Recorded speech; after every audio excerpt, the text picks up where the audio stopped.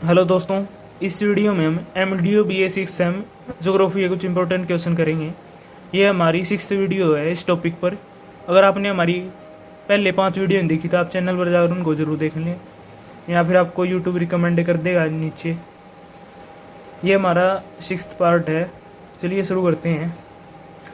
हम पढ़ रहे थे जो ऑर्बिट द्वारा मतलब सैटेलाइट द्वारा जो हम रिमोट सेंसिंग करते हैं, उपग्रह द्वारा दूर संवेदन, उसके हमें स्टेजेज भी देख ली थी सुदूर संवेदन की, और जो सैटेलाइट द्वारा दूर संवेदन होता है उसके लाभ देख लिए थे।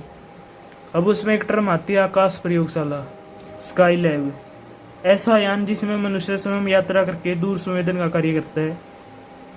मतलब मनुष्य जो है ऐसे यान बना रखा है, मतलब ऐसा व्हीकल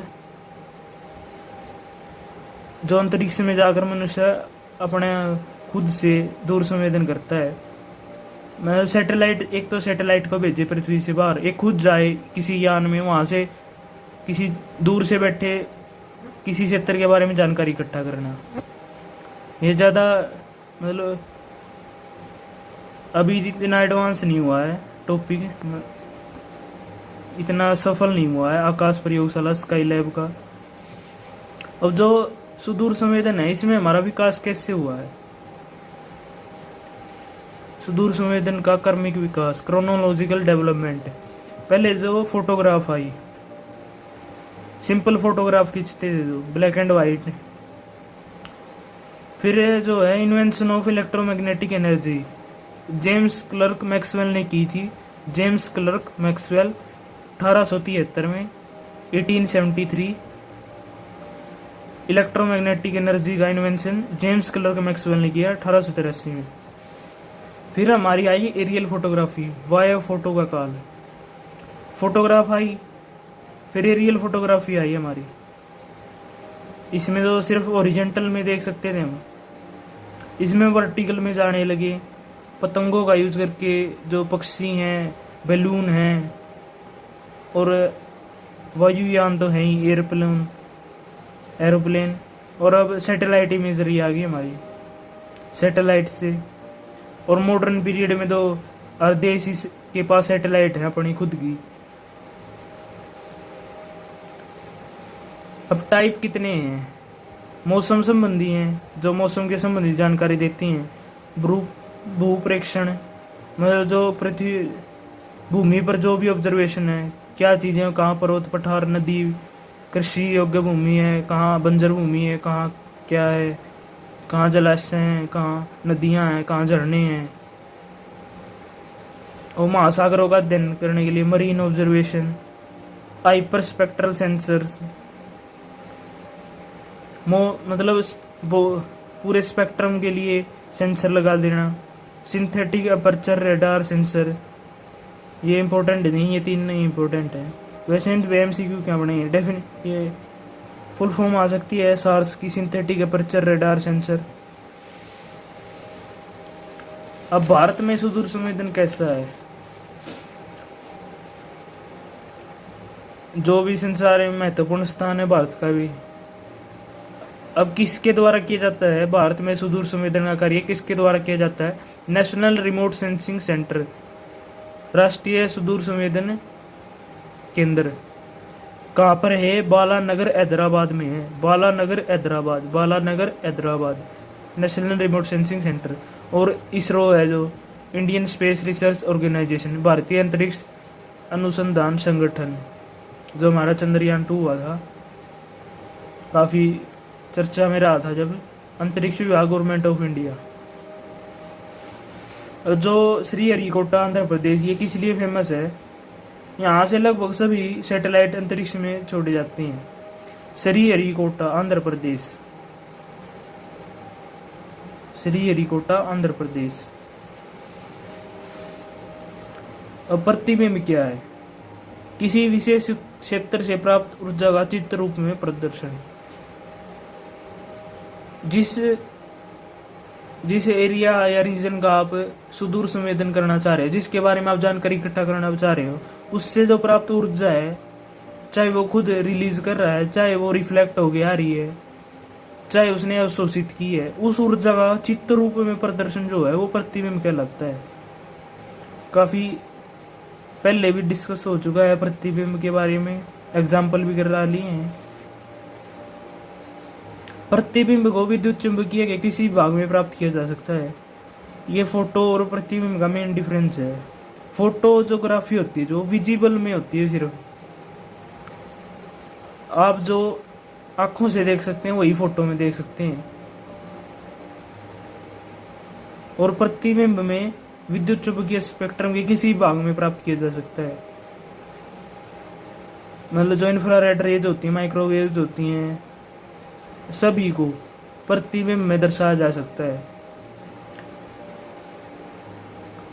रंग की भूमिका नहीं होती है इसमें, रंग की भूमिका नहीं होती है इसमें। किसी भी कलर से रिप्रेजेंट कर सकते हैं आप।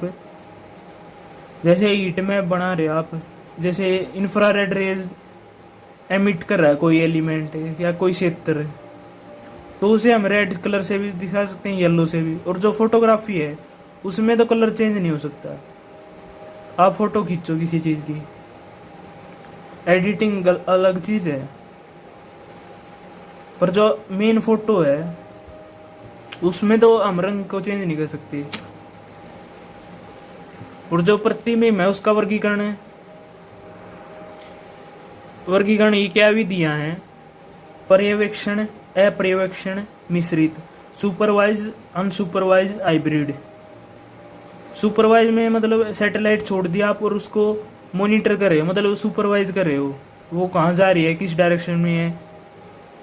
जैसे चंद्रयान 2 था, उसके साथ संपर्क बना हुआ था इसरो का लास्ट टाइम तक।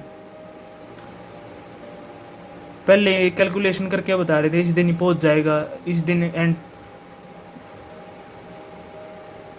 कहाँ से कहाँ तक पहुंचेगा, ऐसे मतलब सुपरवाइज। और अनसुपरवाइज में क्या होगा? सैटेलाइट छोड़ दिया आप, उसको मॉनिटर नहीं करे, वो पृथ्वी के चारों ओर घूम रही है और अपना काम कर रही है, जो डाटा है उसको कलेक्ट कर रही है। और हाइब्रिड इन दोनों का मिक्स होती है। ज़्यादा इम्पोर्टेंट है नहीं, आ जाए तो ये तीनों विधियाँ हैं। अब जो हमारा प्रतिबिंब है या इमेजरी है उसका प्रयोग किस उसमें किया जाता है? भूमि आवरण या भूमि उपयोग, लैंड कवर और लैंड यूज।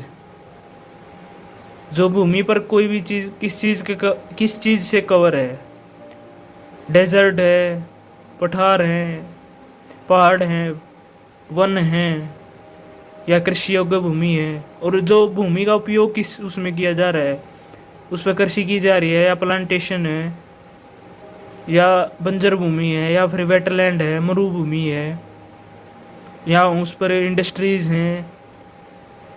भूमि का उपयोग किस चीज़ में किया जा रहा है, ये सभी प्रतिबिंब से के उपयोग हैं। मतलब जो प्रतिबिंब है, जो हमने जानकारी इकट्ठा की है चित्र रूप में ऊर्जा की, उससे हम ये चीज़ें पता लगा सकते हैं।